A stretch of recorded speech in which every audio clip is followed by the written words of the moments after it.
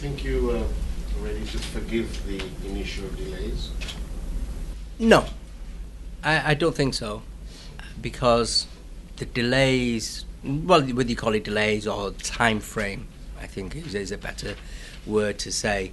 No, I wouldn't all of a sudden, just because today's verdict has been what it was, to say that I'll forgive that, because the time, the effort, and the dedication and drive that I've had to put in, others have had to put in around me to get to where we were. Only I know that, and only they know that.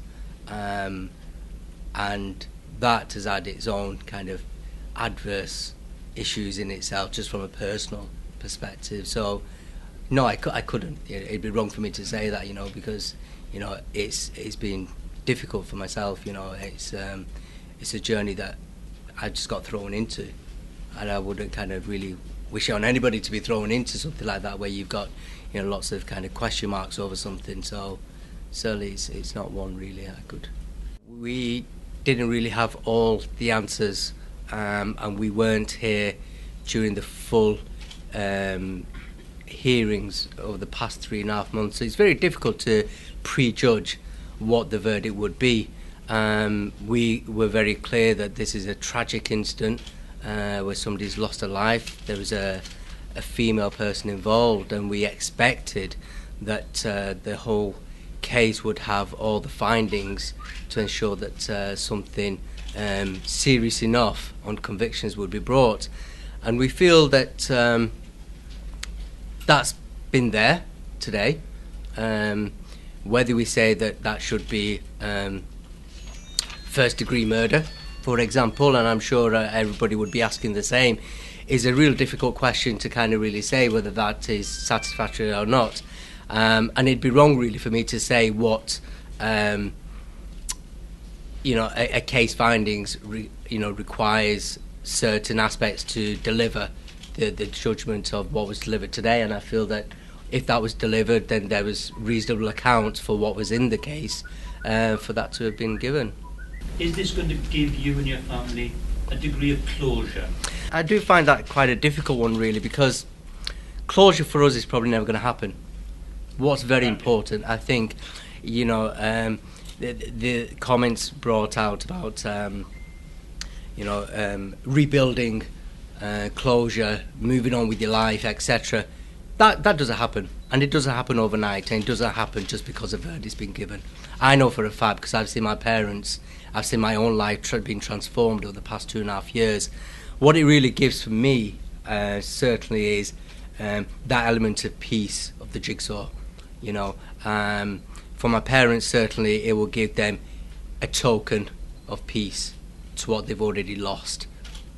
And I've mentioned before many times about I've not grieved properly in that time, and I hope I can now take that opportunity to kind of devote some time about really what happened to my brother and have that element of acceptance to it. And I think today's completion will allow me to do that. I think what we've got to really remember is that whilst it's taken 2 years of campaigning and driving it forward and ensuring that it doesn't get forgotten about and there is a trial date set, once that trial date was set, that system has kicked into place, and within 4 months the case has been completed. So there's a lot to be seen in a good light about the judicial system, in that when a case has been heard, the completion rate for that has been, quite intense but compact. We haven't got a chance to talk to Victoria. He was in court today. What is her reaction to the judgment? Victoria's been fairly quiet, to be honest. It's a very difficult period for her. We have to bear in mind that a lot of the findings that came to light during the actual case itself, and she was oblivious to that. And that's a difficult kind of traumatic experience in itself. So her being at the case today was very much about, firstly, for Kurram. She, more than myself, has got to really rebuild her life. He's obviously going to appeal. Yeah.